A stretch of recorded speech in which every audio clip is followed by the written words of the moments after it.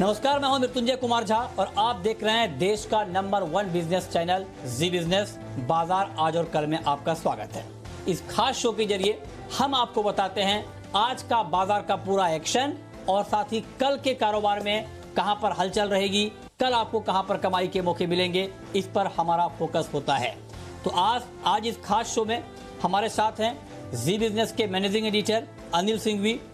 हमारे साथ एक खास मेहमान हैं, मार्केट के जाने माने एक्सपर्ट सुदीप बंदोपाध्याय, और साथ ही मेरी पूरी रिसर्च टीम तैयार है आपको अलग अलग रिसर्च बताने के लिए। कुशल हमें बताएंगे कि आज खबरों के दम पर बाजार में कौन कौन से ऐसे सेक्टर हैं जहां पर एक्शन देखने को मिला है।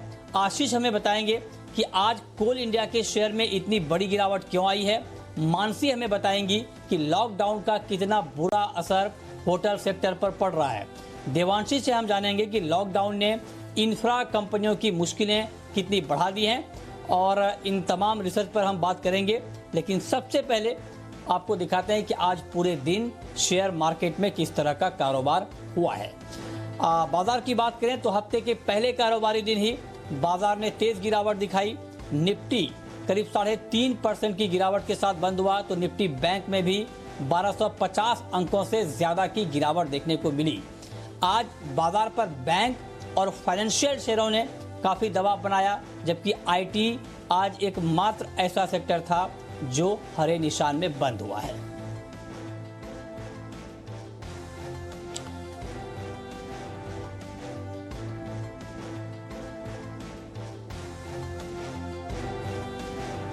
और अब आपको बताते हैं कि आज के बाजार में घरेलू संस्थागत निवेशकों ने और विदेशी संस्थागत निवेशकों ने कितनी खरीदारी या बिकवाली की है। तो आज के मार्केट में एफआईआईज यानी विदेशी संस्थागत निवेशकों ने कैश मार्केट में 2513 करोड़ रुपए की बिकवाली की है। वहीं डीआईज ने आज 152 करोड़ रुपए की बिकवाली की है।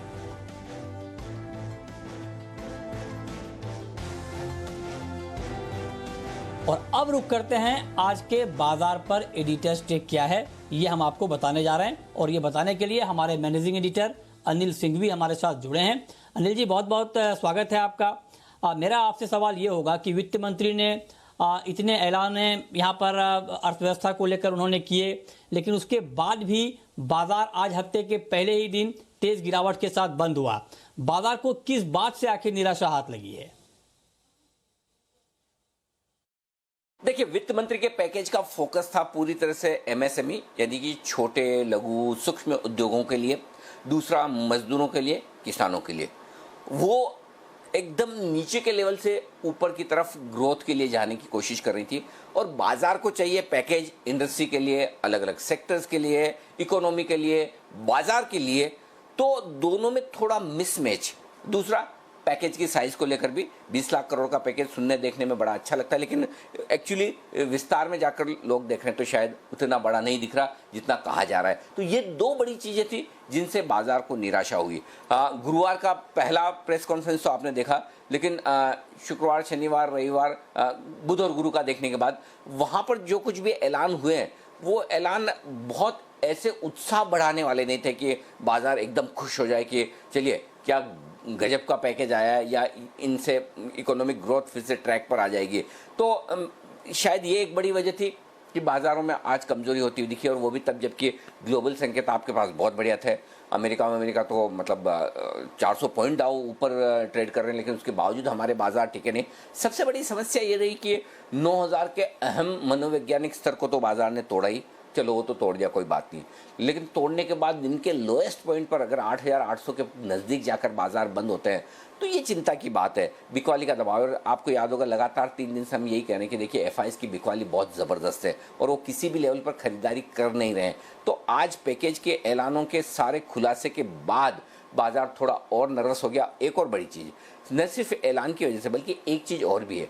अब तक भारतीय बाजार कम गिर रहे थे, उसकी वजह यह थी कि सबको पता था कि पैकेज आने वाला है, और जब तक पैकेज नहीं आए तब तक मंदी करने वाले लोग भी खुलकर मंदी नहीं कर पा रहे थे। अब जब पैकेज आ ही गया है तो अब आपको डर नहीं है कि भाई अब कोई बड़ा पॉजिटिव ट्रिगर तो बचा नहीं बाजार के लिए, तो फिर हमारे लोकल ट्रिगर्स तो हो गए खत्म, तो फिर जिसको बेचना है वो तो बेची गई। तो ये सारे फैक्टर्स थे जिन्होंने बाजार पर बड़ा दबाव बनाया आज। ओके, तो ये सारे कुछ अहम फैक्टर हैं जिसने आज बाजार के सेंटीमेंट को कमज़ोर किया है। लेकिन सवाल ये है कि आज की गिरावट में कौन कौन सी ऐसी खबरें रही जिसका इम्पैक्ट हमने अलग अलग सेक्टर के ऊपर देखा है। ये बताने के लिए हमारे साथ कुशल यहाँ पर जुड़े हैं। कुशल, बताइए खबरों के दम पर कौन कौन से ऐसे शेयर रहे और कौन कौन से ऐसे सेक्टर रहे जहां पर हमने एक्शन देखा है। तो कारोबारी हफ्ते के पहले दिन आज बाजार में भारी गिरावट देखी। जो पैकेज का अनाउंसमेंट हुआ था, मार्केट्स की जो एक्सपेक्टेशन थी, हो सकता है कि उस वजह से जो एक्सपेक्टेशंस मिसमैच हुई है, आज मार्केट में हमें फॉल देखने को मिला। इनफैक्ट निफ्टी में अगर गिरने वाले शेयरों की सूची देखेंगे तो बैंक्स, एनबीएफसी समेत ऑटोज और मेटल्स में जो है आज भारी बिकवाली नजर आई। खासकर रियल्टी स्पेसिफिक सेक्टर से काफी ज्यादा बिकवाली हमें देखने को मिली। इंडसइंड बैंक, जी एंटरटेनमेंट, आयशर मोटर्स जो है बिकवाली के कैंडिडेट्स बने। यहाँ पर 11 से 15% का फॉल तक हमें देखने को मिला। साथ ही अगर आप निफ्टी में बढ़ने वाले शेयरों की सूची देखेंगे तो फार्मा स्पेस से खराब नतीजों के बावजूद सिप्ला में इतनी अच्छी मजबूती हमें देखने को मिली। साथ ही अगर आप देखेंगे पर्टिकुलरली एनबीएफसी स्पेस में, वहां पे 12-15% से लेकर 18% तक का फॉल आपको महिंद्रा एंड महिंद्रा फाइनेंस में देखने को मिला। सबसे ज्यादा भारी बिकवाली इस काउंटर में रही। साथ ही Cholamandalam investment, LIC housing finance जैसे शेयर भी प्रेशर में रहे। प्राइवेट और पीएसयू बैंकिंग स्पेस में भी हमें जो फॉल है 5 से 9% का देखने को मिला, जहां पर आरबीएल बैंक और फेडरल बैंक 9% तक लुढ़कते हुए नजर आए। साथ ही ऑटो स्पेस देखें तो यहाँ पे टीवीएस मोटर्स, आयशर मोटर्स और मारुति सुजुकी जैसे शेयर 7 से 8% तक का फॉल जो है वो जो है गिरते हुए नजर आए। साथ ही अगर आप रियल्टी स्पेस देखेंगे तो यहाँ पर भी जो दबाव था वो साफ तौर पर दिख रहा था और यहाँ पर हेवी बिकवाली हमें नजर आई। और एक तबका लेकिन ऐसा था जो आईटी स्पेस, वहां पर जो है हल्की पॉजिटिविटी के साथ ये बंद होते हुए नजर आए। मार्केट के फॉल को जो है ये रेजिस्ट करते हुए दिखे, जिसमें माइंड ट्री जो था वो सबसे टॉप गेनर निकल कर आया। ओके, तो ये कुछ खबरें रहीं और कहां कहां पर एक्शन रहा ये आपको कुशल ने बताया। लेकिन अब रुक करते हैं अपने खास मेहमान का। हमारे साथ हैं बाजार के जाने माने एक्सपर्ट सुदीप बंदोपाध्याय साहब। सुदीप जी, बहुत बहुत स्वागत है आपका। मेरा आपसे सवाल ये होगा कि आज जिस तरह से बाजार में हमने गिरावट देखी, इसमें फाइनेंशियल शेयरों और बैंक शेयरों का एक बड़ा योगदान रहा। तो इतनी गिरावट क्यों आई है और क्या ये जो गिरावट हमने देखी है आज फाइनेंशियल शेयरों में, बैंक शेयरों में, ये गिरावट आपको कंटिन्यू दिख रही है? जी, बाजार का मूड नेगेटिव है। अनिल जी जैसे अभी थोड़ी देर पहले जिक्र कर रहे थे, एक पैकेज का बहुत बड़ा एक्सपेक्टेशन था, बहुत इंतजार हो रहा था पैकेज का डोमेस्टिक मार्केट में। और सब लोग हम उत्सुक थे पैकेज में क्या आ रहा है इसको लेके। और अब जब पैकेज का अनाउंसमेंट कंप्लीट हो गया है, हालांकि जो आंकड़े सामने आए हैं उससे ये लगते हैं कि जो as a percentage of GDP जो असिस्टेंस मिला है वो शायद 1% के आसपास है, 10% नहीं है। वो सब कुछ गिन के जो लोन्स है, रिफंड है, ये सब गिन के 10% बन रहा है। बट इफेक्टिवली जो सारे रिसर्च हाउसेस, सारे जो बड़े एनालिस्ट हैं, सबका मानना है कि 1% के आसपास पैकेज टोटल है। और दूसरी बात है, ये पैकेज में कुछ हद तक सही कहूंगा कि पिछड़े वर्गों लोगों का, मजदूरों का, किसानों का ख्याल रखा गया है और उनको सपोर्ट करने की कोशिश की गई है। पर बाजार में ऐसा कुछ पॉजिटिव अनाउंसमेंट, बाजार को जो इंतजार था सेक्टर स्पेसिफिक, इकोनॉमी स्पेसिफिक, ऐसा कोई अनाउंसमेंट नहीं आया। जो सपोर्ट डिफरेंट इंडस्ट्री एक्सपेक्ट कर रहे थे वहां पे भी कुछ अनाउंसमेंट्स नहीं आए हैं। तो थोड़ा निराशा तो उसको लेके है। और रही बात एक्सपेक्टेशन की, तो एक्सपेक्टेशन हम ये कह सकते हैं कि थोड़ा उसमें निराशा ही देखने को मिला है मार्केट को अनाउंसमेंट के बाद। और उसके चलते आज देखा है बहुत जबरदस्त बिकवाली एफआईआईज के तरफ से, डोमेस्टिक इंस्टीट्यूशन के तरफ से। और ये बिकवाली का सिलसिला थोड़ी देर तक और जारी रहेगा। 8,500 से 9,500 ये मैं महीने के शुरू से कह रहा था कि यही रेंज है इस महीने का। इसी रेंज में मार्केट घूमता रहेगा। थोड़ा बहुत और बिकवाली देखने को मिल सकती है। उसके बाद एक ओवरसोल्ड जोन में मार्केट आएगा और वैल्यू बाइंग का अपॉर्चुनिटी वहां पे दिखने को मिलेगा। तो हम लोगों का मानना है कि 8.5 से 9.5 के बीच में घूमेगा और बायस नेगेटिव रहेगा कुछ दिनों के लिए, क्योंकि पॉजिटिव ट्रिगर ऐसा कुछ मार्केट के लिए अभी दिख नहीं रहा है। ओके, तो सुदीप जी, ऐसे में फाइनेंशियल और बैंक शेयरों पर खास तौर पर आपका क्या नजरिया है? देखिए मृत्युंजय जी, इकोनॉमी के साथ ये सेक्टर चलता है। अगर इकोनॉमी में आपको अगर लगता है कि, मैं एग्जांपल के तौर पे बता रहा हूँ कि 2% ग्रोथ आएगा, तो फाइनेंशियल सर्विसेज सेक्टर में करीब 5 से 6% ग्रोथ आना चाहिए 2% इकोनॉमी में ग्रोथ सपोर्ट करने के लिए। अब इकोनॉमी में नेगेटिव ग्रोथ की बात हो रही है, तो ऑब्वियसली फाइनेंशियल सर्विसेज सेक्टर में भी ग्रोथ देखने को नहीं मिलेगा। तरह तरह की दबाव है, कुछ कुछ हद तक रिलीफ की उम्मीद की जा रही थी, वहां पे भी कुछ ज्यादा रिलीफ नहीं मिला। क्रेडिट की बात की गई है एनबीएफसी के लिए, माइक्रो फाइनेंस इंस्टीट्यूशन के लिए, पर अभी तक ग्राउंड में वो रिलीफ कुछ मिला नहीं, और वो लिक्विडिटी भी मार्केट में जो जिनको चाहिए एनबीएफसी, माइक्रो फाइनेंस कंपनी, वहां पे लिक्विडिटी अभी तक पहुंचा नहीं। तो दबाव तो जरूर है, एसेट क्वालिटी को लेकर शंका है। इस माहौल में अगर पूरा इकोनॉमी पे दबाव है, तो नेचुरली फाइनेंशियल सर्विसेज सेक्टर में दबाव रहेगा, अपार्ट फ्रॉम उनका एसेट क्वालिटी का जो निजी प्रॉब्लम है उसका। तो इस माहौल में आप बहुत ज्यादा कुछ एक्सपेक्ट नहीं कर पाएंगे फाइनेंशियल सर्विसेज सेक्टर से। कहना यह जरूर चाहूंगा कि वैल्यू बाइंग का अपॉर्चुनिटी जरूर आ रहा है सिलेक्ट स्टॉक में, सिलेक्ट सेक्टर्स में।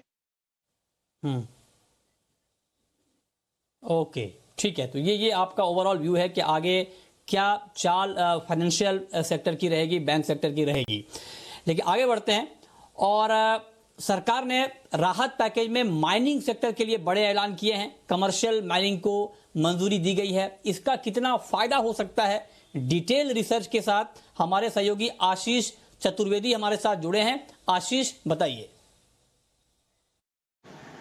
देखिए, सरकार ने मेटल और माइनिंग सेक्टर के लिए काफी सारे रिफॉर्म्स घोषित किए। इनमें से सबसे बड़ा अनाउंसमेंट था कि सरकार अपना कोयले की माइनिंग में जो एकाधिकार है, यानी कोल इंडिया की जो मोनोपोली है, अब इसे खत्म करने जा रही है। ये काफी ज्यादा सिग्निफिकेंट हो जाता है, क्योंकि अगर आप कोल इंडिया को देखें तो ये देश में तो डोमिनेंट पोजीशन रखता ही है, साथ ही पूरी दुनिया का सबसे बड़ा कोल उत्पादक है। और अब कहीं ना कहीं इसकी जो मोनोपोलिस्टिक मार्केट है वो खत्म होती हुई नजर आ रही है, क्योंकि सरकार ने घोषणा की कि जो निजी कंपनियां हैं अब वो भी भारत में कोयले की माइनिंग कर पाएंगी, उन्हें भी लाइसेंस इशू किए जाएंगे, और रेवेन्यू शेयरिंग मॉडल के तहत ये जो कोल ब्लॉक्स हैं उनका आवंटन किया जाएगा। सरकार योजना बना रही है कि जल्द से जल्द जो 50 नए ब्लॉक्स हैं यहाँ पर ये नीलामी करें, ताकि जो प्राइवेट प्लेयर्स हैं अब इसमें ये भी पार्टिसिपेट कर पाएं। देखिए, इससे कोल इंडिया का तो स्वाभाविक है कि काफी ज्यादा नुकसान होते हुए दिखेगा, मार्केट शेयर इनका घटेगा, साथ ही जो सेक्टर है इसके अंदर कंपटीशन भी बहुत ज्यादा बढ़ेगा।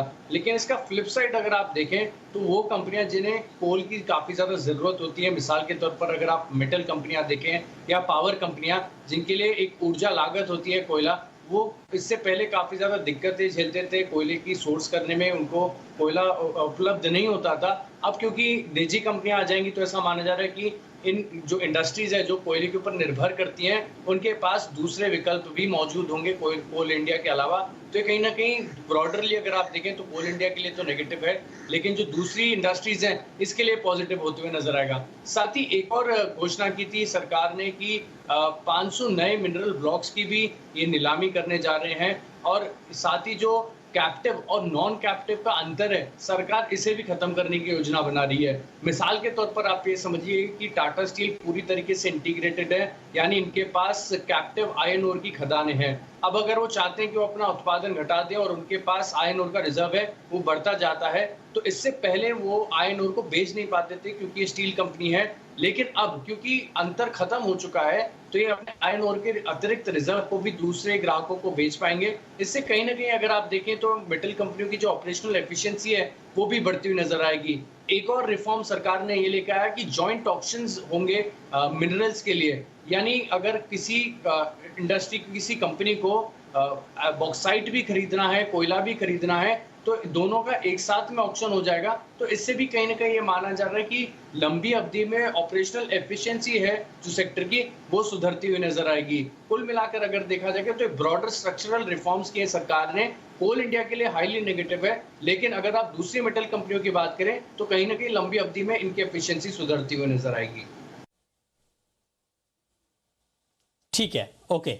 तो ये डिटेल रिसर्च जो सरकार ने ऐलान किया उसका क्या इम्पैक्ट होगा, ये आपको आशीष ने बताया। आगे बढ़ते हैं। पूरे देश में 31 मई तक लॉकडाउन बढ़ाने के ऐलान के बाद होटल शेयरों में सबसे ज्यादा दबाव देखने को मिल रहा है।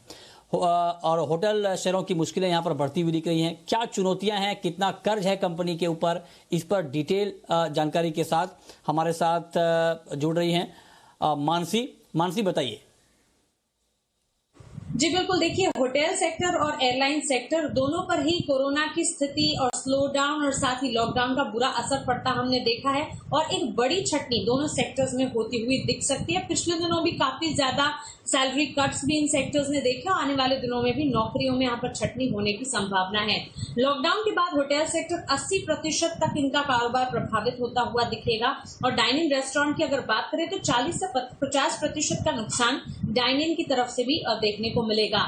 करीब 73 लाख लोगों का रोजगार जो है वो दाव पर लगा है इसी के चलते। एयरलाइंस की अगर बात करें तो राहत पैकेज का फायदा मिलेगा लेकिन इतनी जल्दी नहीं मिलेगा, इसमें थोड़ी देर लगेगी और जून तिमाही में 25,000 करोड़ नुकसान की आशंका ये लगाकर चल रहे हैं। इस वित्त वर्ष में कारोबार में 70% नुकसान होने की संभावना है। इसी के चलते होटल सेक्टर और एयरलाइन सेक्टर आप देखिए बिकवाली का दबाव झेल आज के सत्र में भी लाल निशान के साथ कारोबार इसमें देखने को मिला।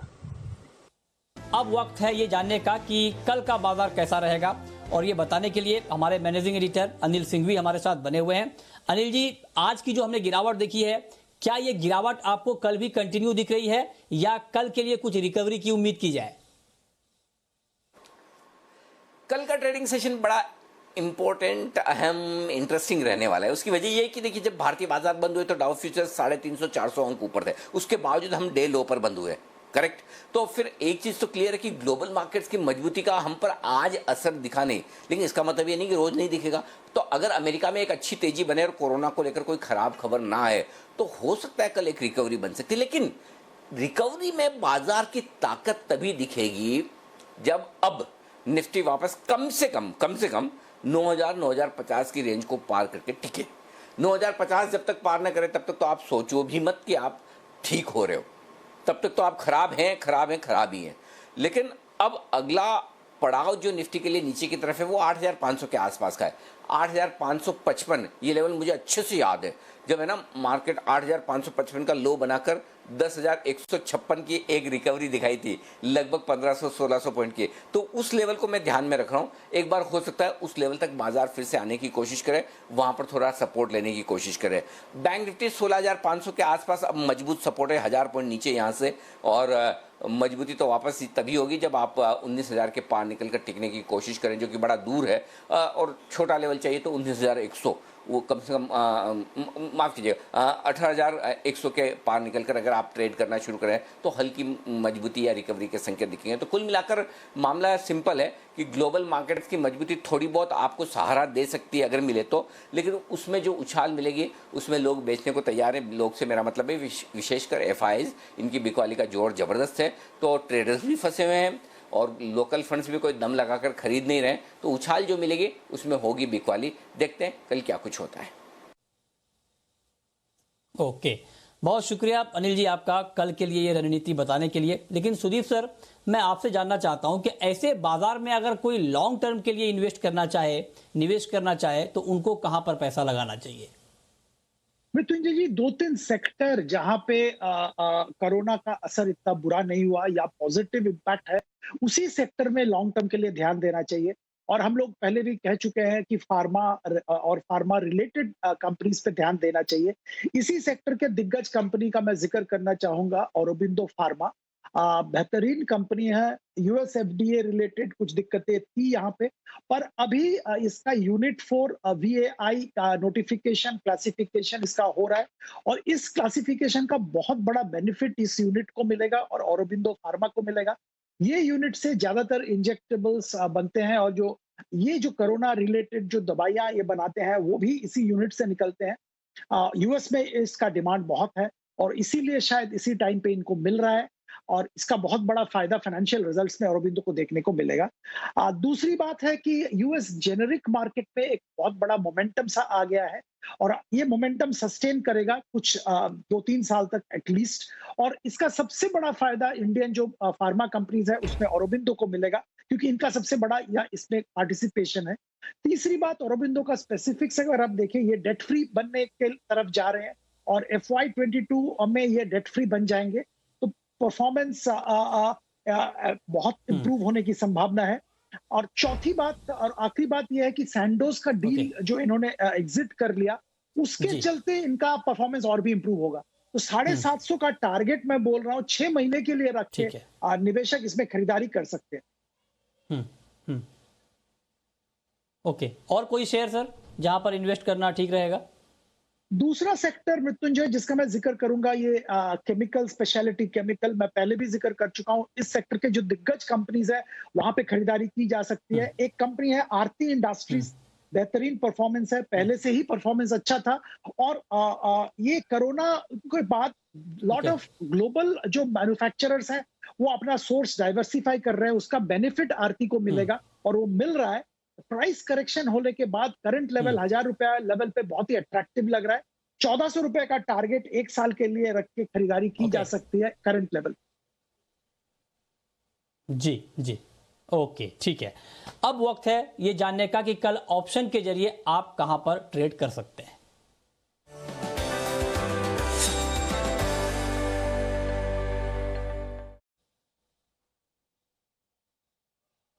और ऑप्शन का ट्रेड बताने के लिए हमारे साथ हैं kiranjadhav.com के CMD किरण जाधव। किरण जी, बहुत बहुत स्वागत है आपका। बताइए सर, कल के लिए ऑप्शन में कहां पर कमाई के मौके होंगे? Mrityunjay, very good evening. मेरा मानना है कि बजाज फाइनेंस का चार्ट पैटर्न काफी खराब हो चुका है और उसके चलते मैं मानता हूं कि काफी बड़ी डाउनसाइड आपको आते दिनों में देखने को मिल जानी चाहिए। कल उसका रिजल्ट भी है क्वार्टरली, तो मेरा मानना है कि 1900 का पुट ऑप्शन जो कि 130 पे क्लोज हुआ है, पर थोड़े से करेक्टिव रैली है ना, 120 के नजदीक लेना चाहिए। आपका स्टॉप लॉस 100 रुपए का रखना चाहिए, वो भी आर्ली क्लोजिंग बेसिस पे। पहला टारगेट 190 का रहना चाहिए, जहाँ पे रिव्यू लेना चाहिए। पर जैसे ही 190 के ऊपर ये ट्रेड करना चालू कर देगा, तो मेरा मानना है कि ये 225 तक के टारगेट भी हासिल कर सकता है। तो आपको ट्रेडिंग स्टॉप लॉस का इस्तेमाल करके इससे ज्यादा फायदा उठाना चाहिए इस कॉल में से, पुट ऑप्शन से। ओके, ठीक है। बहुत शुक्रिया किरण जी आपका, सुदीप बंदोपाध्याय जी आपका, और साथ ही मेरी पूरी रिसर्च टीम का ये बताने के लिए कि आज का बाजार कैसा रहा, क्यों रहा और कल के मार्केट में कहां पर कमाई के मौके बन सकते हैं। तो फिलहाल इस बुलेटिन में इतना ही। वक्त है ब्रेक का। ब्रेक के बाद भी खबरें लगातार जारी हैं। आप देखते रहिए देश का नंबर 1 बिजनेस चैनल जी बिजनेस। नमस्कार।